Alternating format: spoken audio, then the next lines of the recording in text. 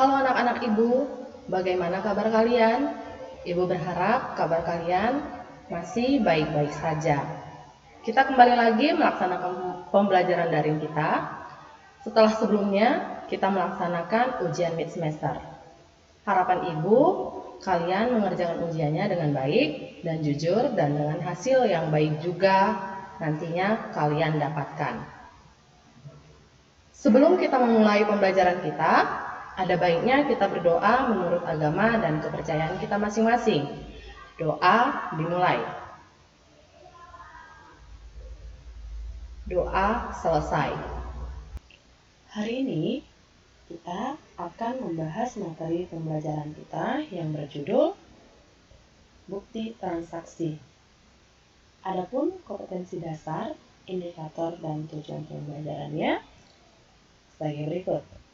Kompetensi dasar, memahami transaksi bisnis perusahaan, baik perusahaan jasa, dagang, dan manufaktur. Indikatornya, yang pertama, pengertian bukti transaksi. Yang kedua, klasifikasi bukti transaksi. Tujuan pembelajarannya, yang pertama, siswa mampu menjelaskan bukti transaksi. Yang kedua, siswa mampu mengklasifikasikan bukti transaksi. Baiklah, kita akan masuk ke bukti transaksi. Apa sih bukti transaksi itu? Pengertian bukti transaksi. Pada akuntansi, data yang digunakan sebagai sumber pencatatan berupa bukti transaksi. Bukti transaksi merupakan bukti tertulis sebagai bentuk pertanggungjawaban atas terjadinya suatu transaksi. Bukti transaksi digunakan perusahaan sebagai sumber pencatatan pembukuan.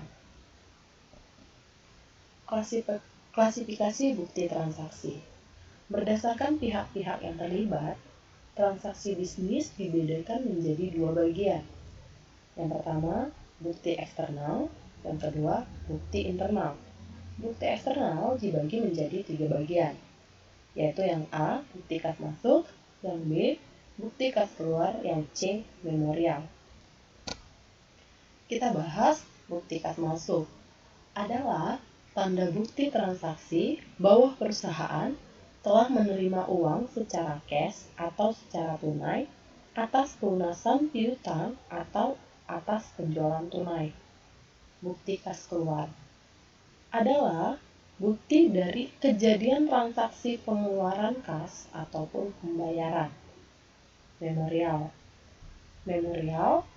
adalah dalam bentuk memo dari pejabat dalam perusahaan kepada bagian akuntansi untuk mencatat suatu peristiwa.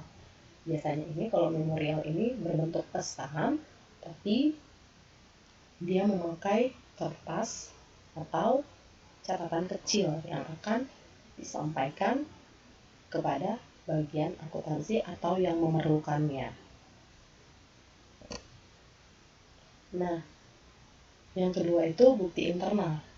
Bukti internal itu dibagi menjadi beberapa bagian lagi, yaitu apa bagian-bagiannya? Yang A, kwitansi, yang B, cek, yang C, bilet giro, yang D, faktur, yang E, nota kontan, yang F, nota debit, dan yang terakhir yang G, nota kredit.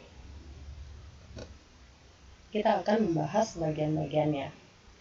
Yang A, kwitansi ialah suatu bukti transaksi penerimaan uang atas pembayaran suatu barang atau yang lainnya. Cek adalah surat yang dikeluarkan bank dan bisa digunakan oleh nasabah untuk melakukan perintah penarikan uang kepada bank tersebut. Ini bukti dari kwitansi. Ada nomor telah diterima dari untuk pembayaran. Nah, inilah dianya bentuk dari kwitansi. Sementara ini bentuk dari cek. Oke, kita lanjut, yaitu bilet giro.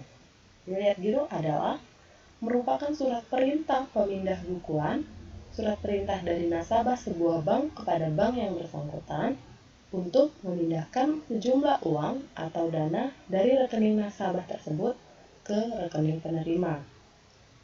Faktur. Faktur adalah rincian pengiriman barang yang terdapat daftar barang, harga barang, dan hal lain yang terkait dengan pembayaran. Apabila terjadi kesepakatan mengenai harga barang antara pihak pembeli dan penjual, maka akan dibuat faktur untuk dijadikan tanda bukti pembayarannya. Kita lihat bentuknya. Ini bentuk bilet giro yang dikeluarkan oleh Bank Mandiri. Ini bentuk faktur yang dikeluarkan oleh UD Sentosa. Bagian-bagiannya bisa dilihat di sini. Kita masuk ke nota kontan. Nota kontan adalah bukti transaksi untuk pembelian atau penjualan barang secara tunai. Nota debit adalah merupakan dokumen yang menjadi bukti terjadinya pengurangan utang usaha karena adanya pengembalian barang dagangan atau penurunan harga yang dibuat pembeli.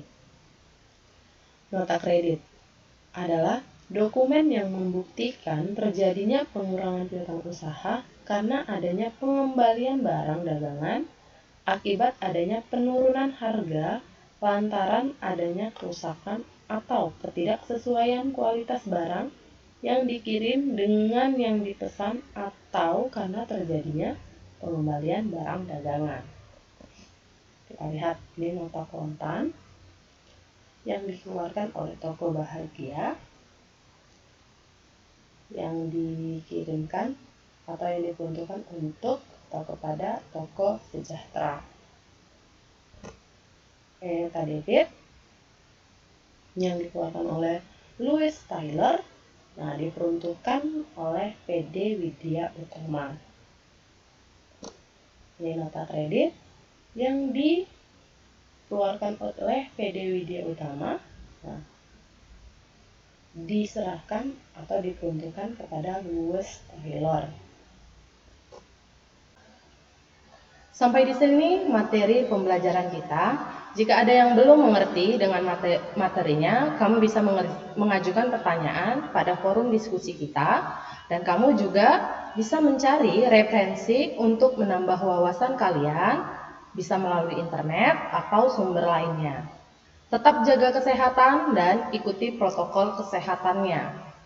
Nah, sebelum Ibu menutup pertemuan kita, Ibu akan menutup kembali pertemuan kita dengan doa. Sebelum kita mengakhirinya, mari kita berdoa menurut agama dan kepercayaan kita masing-masing. Doa dimulai.